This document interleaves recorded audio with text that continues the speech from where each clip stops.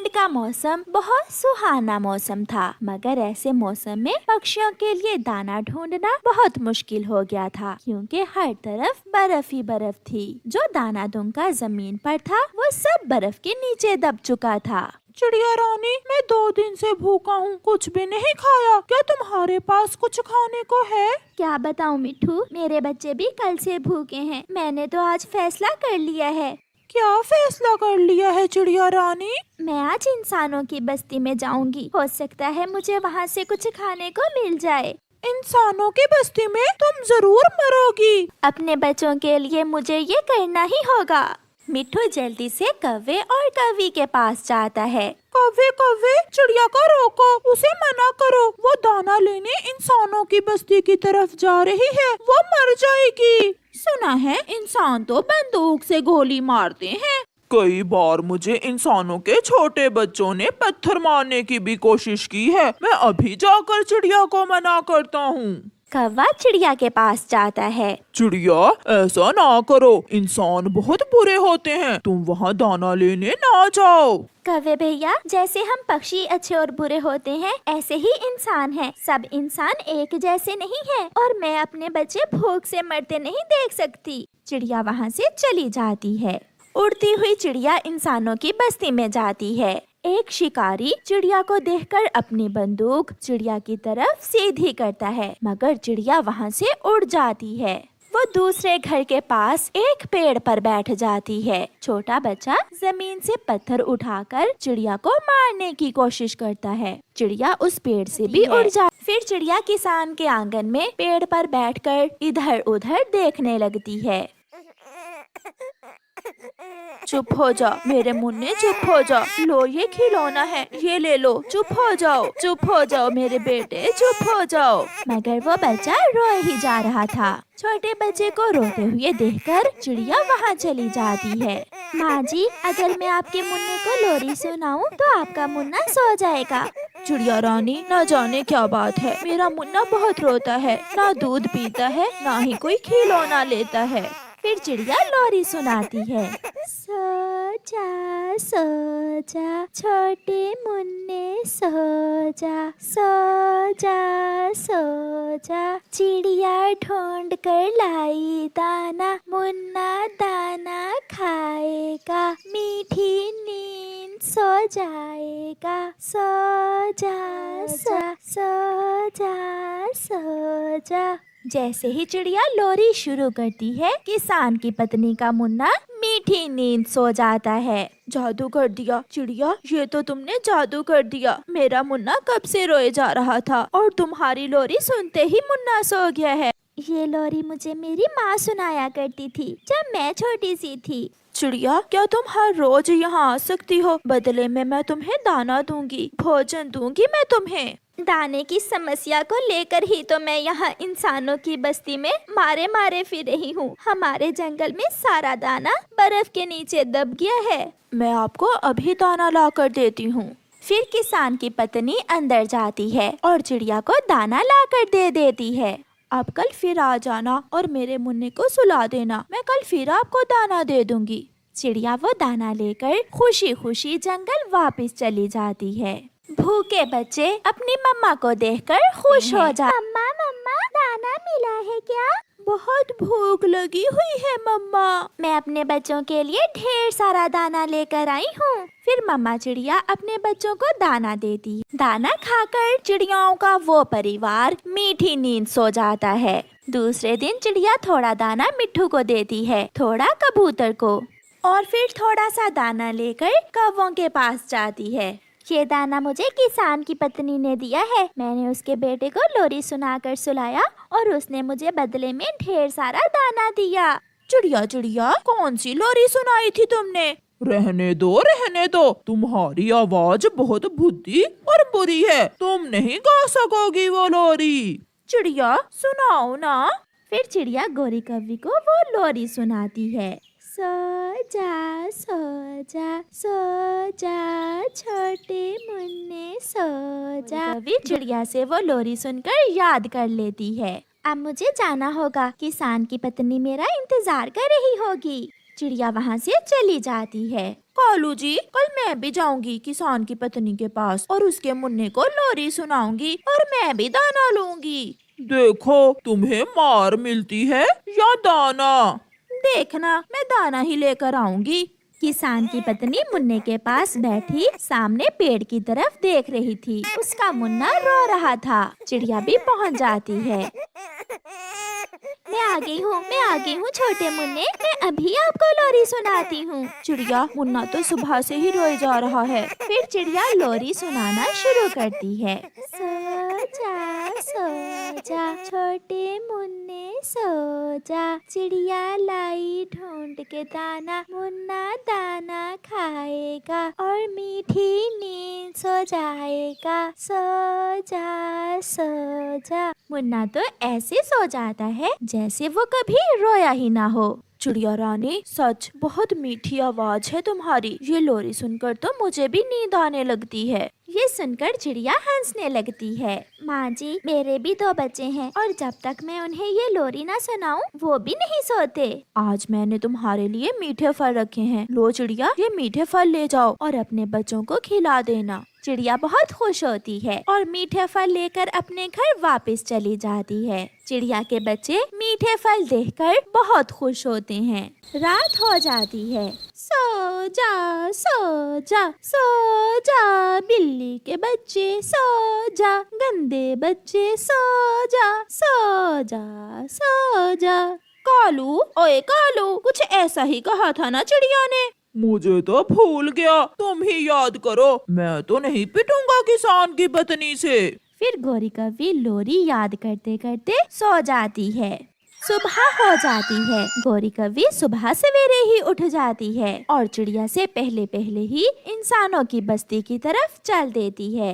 गौरी कव्वी सीधी किसान की पत्नी के घर जाती है। मुन्ना रो रहा था और किसान की पत्नी बैठी पेड़ की तरफ देख रही थी।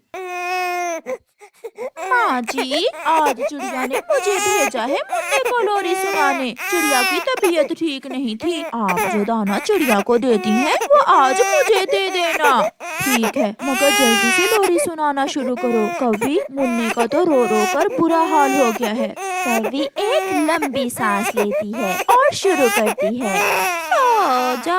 सो जा, काए, चुड़ैल के बच्चे सो जा, बिल्ली के बच्चे सो जा, गंदे बच्चे सो जा, काए। ऐसी बुरी आवाज बिल्ली और चुड़ैल का सुनकर मुन्ना तो और भी जोरों से रोने लग जाता है। चुप कर जा, मैं फिर से सुनाती हूँ लोरी तुम्हें। भागो यहाँ से। काली कव्वी, तुमने मेरे बेटे को और भी रुला दिया है। भागो यहाँ से, वरना मैं डंडा उठाकर बहुत मारूंगी तुम्हें। पीछे से चिड़िया भी आ जाती है। सो जा छोटे मुन्ने सो जा, चिड़िया ढूंढ कर लाई दाना, मुन्ना दाना खाएगा और मीठी नींद सो जाएगा। सो जा। मुन्ना सो जाता है। ये देखकर गौरी कव्वी बहुत शर्मिंदा होती है। फिर किसान की पत्नी चिड़िया को कव्वी की बात बताती है। चिड़िया हंसने लगती है। गोरी तुम्हारी आवाज सुनकर तो सोए हुए जाग जाते हैं और तुम मुन्ने को सुलाने के लिए आ गई। क्या बताऊं चिड़िया, ये पापी पेट मुझसे ऐसे काम करवाता है। फिर किसान की पत्नी चिड़िया को ढेर सारा दाना देती है और कहती है, चिड़िया, ये दाना अपने जंगल के पक्षियों में बांट देना। फिर गौरी कव्वी और चिड़िया खुशी खुशी वहाँ से चली जाती हैं। प्यारे दोस्तों, इस कहानी को लाइक करना बिल्कुल मत भूलना। आपका धन्यवाद। सभी मम्मा पापा अपने बच्चों से बहुत प्यार करते हैं। कोई भी दिन हो, कोई भी मौका हो, वो अपने बच्चों की हर खुशी पूरी करते हैं, जैसे चिड़ियाओं का वो परिवार। पापा, आप हमारा जन्मदिन हमेशा धूमधाम से मनाते हैं, मगर आपने कभी ये नहीं बताया कि आपका जन्मदिन कब आता है। पापा, आप ही बताएं ना, आपका जन्मदिन कब आता है। मम्मा, आप बताएं। मुझे तो नहीं मालूम, आप अपने पापा से ही पूछें। मेरा जन्मदिन मुझे तो मालूम ही नहीं है। मेरी सारी खुशियाँ आपसे ही हैं। मेरे बच्चे खुश तो मैं खुश। ऐसा कहते हुए पापा चिड़िया अपने काम पर चले जाते हैं। बच्चों, आपके पापा के पास इतने पैसे नहीं बचते कि अपना जन्मदिन मना सकें। मुझे सब मालूम है। मम्मा, मगर इस बार हम अपने पापा को सरप्राइज देंगे। हम मनाएंगे अपने पापा का जन्मदिन, और वो भी धूमधाम से। हमें कैसे मालूम होगा कि पापा का जन्मदिन कब आएगा?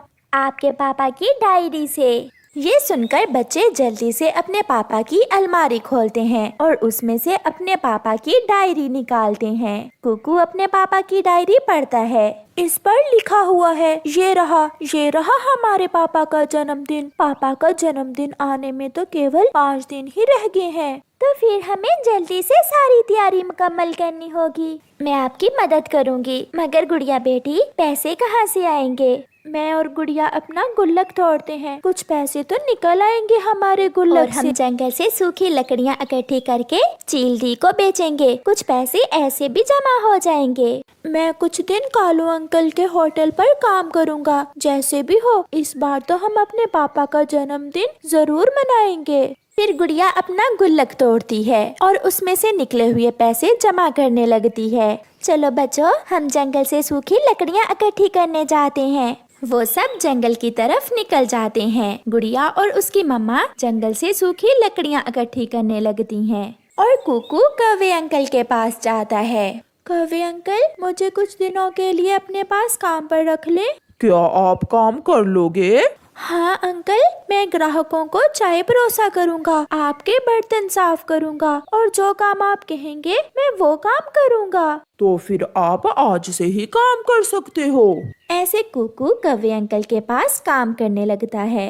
मम्मा चिड़िया और गुड़िया कुछ सूखी लकड़ियाँ इकट्ठी कर लेती हैं और उनकी गांठ बांधकर चील के पास जाती हैं। चील दी, ये कुछ लकड़ियाँ हम बेचने आए हैं आपको, एकदम सूखी हुई हैं। ऐसी लकड़ियों की तो मुझे बहुत जरूरत है। ठंड के बढ़ने से पक्षी सूखी लकड़ियाँ घरों में जलाने के लिए जरूर खरीदेंगे। आंटी चील, हम कल भी आपके लिए ऐसी ही लकड़ियाँ जमा करके लाएंगे। चील उन्हें पैसे देती है। मम्मा चिड़िया और गुड़िया वो लकड़ियाँ चील को बेचकर कुछ पैसे लेकर वहाँ से चली जाती हैं। कुकू को भी सारा दिन काम करने के बाद 100 रुपए मिल गया था। वो आज बहुत खुश था। वो भी अपने घर चला जाता है। कुकू बेटा, अभी अपने पापा से कोई बात ना करना। अगर आपके पापा को मालूम हुआ कि हम काम करने गए थे तो वो बहुत डांटेंगे। नहीं मम्मा, हम तो पापा को सरप्राइज देंगे। रात को पापा चिड़िया भी घर आ जाता है। पापा, आपको सबसे ज्यादा पसंद क्या है? मुझे मेरे बच्चे सबसे ज्यादा पसंद हैं। पापा बताए ना।